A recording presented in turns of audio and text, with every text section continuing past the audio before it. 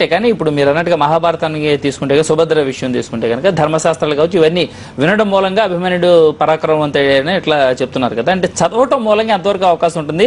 ఇవన్నీ వినడం వల్లే అభిమన్యుడు పరాక్రమవంతుడిగా మారాడు అని అనుకోవచ్చా? తను స్వతహాగా పరాక్రమవంతుడే ఉన్నప్పటి నుంచి, తర్వాత తనకి ఆ యొక్క గురువుల దగ్గర నుంచి వచ్చిన ట్రైనింగ్ వల్ల అన్ని విధాలా అయినప్పటికీ ఆ విద్యా బోధన ఏదైతే కడుపులో ఉన్నప్పుడు తను వినాడో అది ఖచ్చితంగా 100% అతనికి గుర్తుండి చేశాడు. ఇది వాస్తవం, దానికి అనుమానం ఏం లేదు.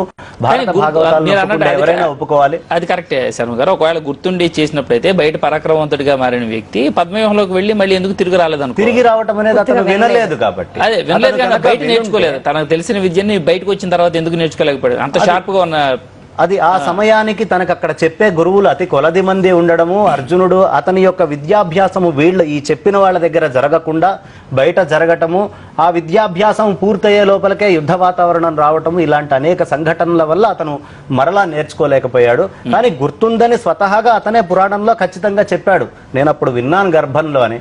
ఒకవేళ పురాణాన్ని నమ్మినట్టయితే అతను విన్నాను అని చెప్పింది కూడా ఆధారమే, ఖచ్చితంగా విన్నాను.